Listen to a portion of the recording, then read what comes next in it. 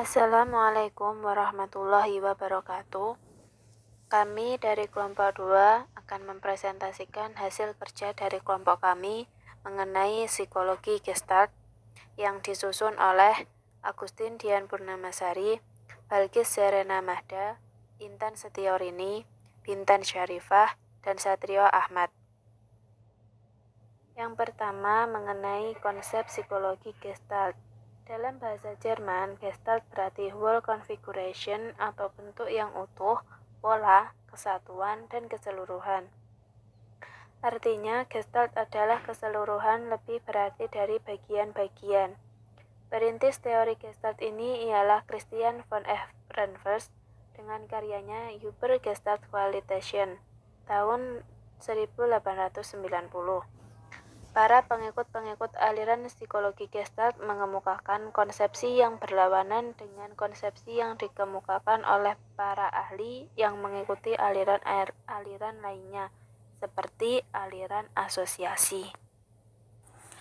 Gerakan Gestalt dianggap pertama kali diluncurkan oleh Gestalt atau Gestalt teori ini lahir di Jerman tahun 1912, dipelopori dan dikembangkan oleh Max Wertheimer tahun 1880 hingga 1943, yang dianggap juga sebagai bapak pendiri, yakni Wolfgang Kohler.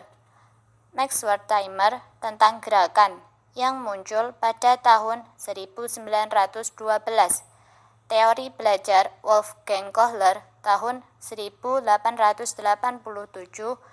sampai 1967 dan Kurt Koffka tahun 1886 sampai 1941 yang meneliti tentang pengamatan dan problem solving. Prinsip-prinsip dasar Gestalt. A. Interaksi antara individu dan lingkungan disebut sebagai perceptual field. Setiap perseptual memiliki organisasi yang cenderung dipersepsikan oleh manusia sebagai figure and ground. B. Prinsip-prinsip pengorganisasian. 1. Principle of proximity. 2. Principle of similarity. 3. Principle of objective set. 4. Principle of continuity. 5. Principle of closure atau Principle of good form. 6. Principle of figure and ground. 7. Principle of isomorphism. Slide selanjutnya adalah hukum-hukum belajar Gestalt.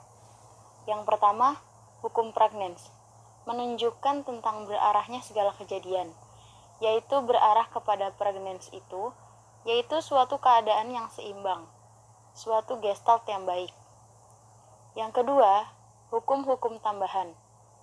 Ahli psikologi mengadakan penelitian dalam bidang penglihatan dan menemukan bahwa objek-objek penglihatan itu membentuk diri menjadi Gestalt-Gestalt menurut prinsip-prinsip tertentu.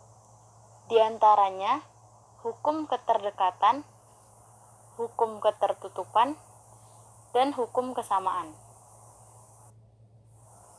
Kemudian slide yang selanjutnya, belajar Gestalt yang penting bukanlah mengulang-ulang hal yang harus dipelajari, tetapi mengertinya dengan insight.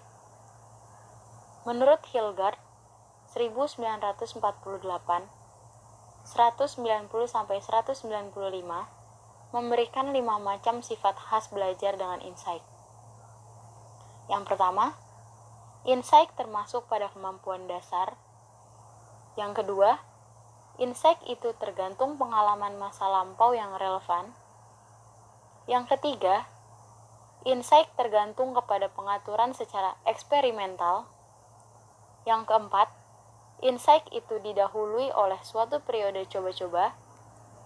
Dan yang terakhir yaitu yang kelima, insight yang telah sekali didapatkan dapat dipergunakan untuk menghadapi situasi-situasi yang baru. Tokoh teori belajar Gestalt. Yang pertama, Max Wertheimer. Max Wertheimer adalah tokoh tertua dari 3 serangkai pendiri aliran psikologi Gestalt. Wertheimer dianggap sebagai pendiri teori Gestalt setelah dia melakukan eksperimen dengan menggunakan alat yang bernama stroboskop. Stroboskop adalah alat yang berbentuk kotak dan diberi suatu alat untuk dapat melihat ke dalam kotak itu. Di dalam kotak terdapat dua buah garis, yang satu melintang dan yang satu tegak. Kedua gambar tersebut diperlihatkan secara bergantian, dimulai dari garis yang melintang, kemudian garis yang tegak, dan diperlihatkan secara terus-menerus.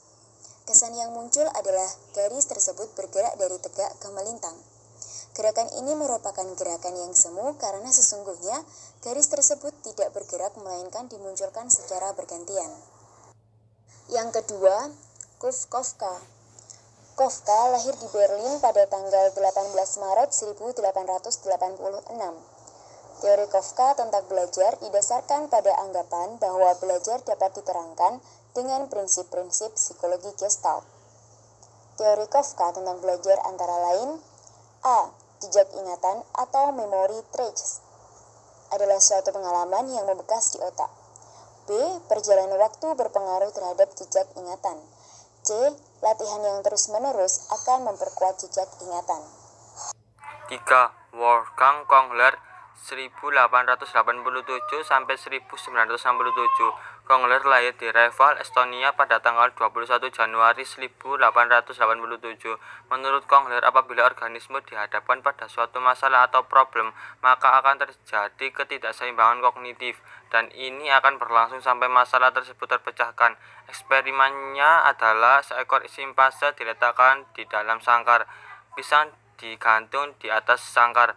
Di dalam sangkar terdapat beberapa kotak berlain jenis, dan eksperimennya Kohler sampai pada kesimpulan bahwa organis, dalam hal ini simpanse, dalam memperoleh pemecahan masalahnya diperoleh dengan pengertian atau dengan exit.